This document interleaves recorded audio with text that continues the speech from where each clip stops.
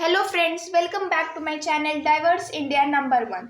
हमने सभी समासों के भेदों के बारे में चर्चा कर ली थी और हम चर्चा कर रहे थे विभिन्न समासों में अंतर। ठीक है, तो उसका फर्स्ट पार्ट हमने कर लिया था और दूसरा पार्ट है द्विगु और बहुव्रीहि समास में अंतर। ठीक है, तो इसके बारे में आज हम लोग जानेंगे कि द्विगु और बहुव्रीहि समास में क्या अंतर होता है। तो द्विगु समास जो होता है, जैसे कि दोनों में अंतर केवल इतना है कि द्विगु समास का पहला पद जो होता है वो संख्यावाचक विशेषण होता है, मतलब विशेषण होता है जो कि संख्या बता रहा हो, और उसका जो शेष पद होता है, जो बाकी जो पद बचा वो एक विशेष्य होता है। लेकिन बहुव्रीहि समास में समस्त पद जो है वो किसी और ही संज्ञा के लिए विशेषण का कार्य करता है। अब जैसे कि हमने लिखा अष्टाध्यायी,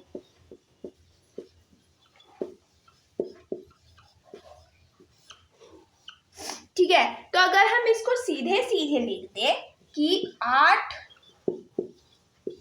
अध्यायों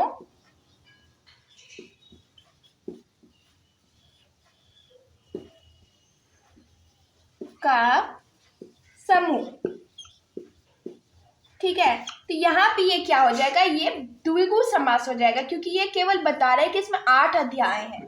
ठीक है, लेकिन अगर हम इसे बहुत ही डिटेल में लिख दें कि 8 अध्याय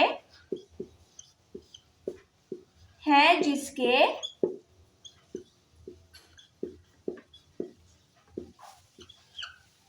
अर्थात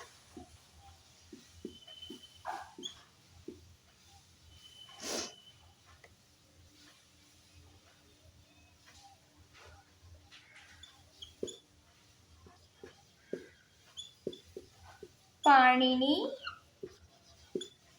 का व्याकरण, तो ये क्या हो गया हमारा, ये बहुव्रीहि समास हो गया।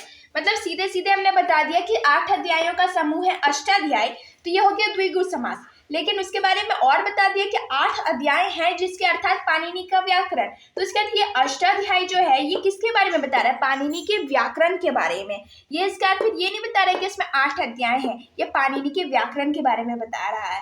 तो ऐसे क्या हो जाएगा, ये बहुव्रीहि समास हो जाएगा और ये सिंपली लिख देंगे तो ये द्विगु समास हो जाएगा। ठीक है, बस इतना ही अंतर होता है।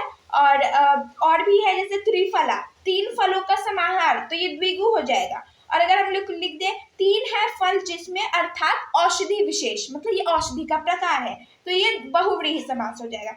अगर हम लोग लिखे त्रिनेत्र, 3 नेत्रों का समूह, तो ये हो जाएगा द्विगु समास। लेकिन अगर हम लोग उसमें बोलते हैं 3 है नेत्र जिसके अर्थात शंकर, तो ये बहुव्रीहि समास हो जाएगा।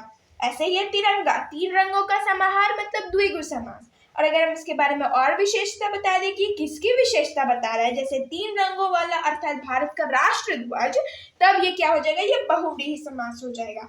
आई होप कि आपको दोनों में अंतर समझ में आ गया होगा। अब नेक्स्ट है हम लोग संधि और समास में अंतर के बारे में जानेंगे। ठीक है, तो अगर आपको वीडियो अच्छा लगा हो तो आप वीडियो को लाइक कर दीजिएगा, और अगर आप मेरे चैनल पे नए हैं तो मेरे चैनल को सब्सक्राइब कर दीजिएगा। Thanks for watching.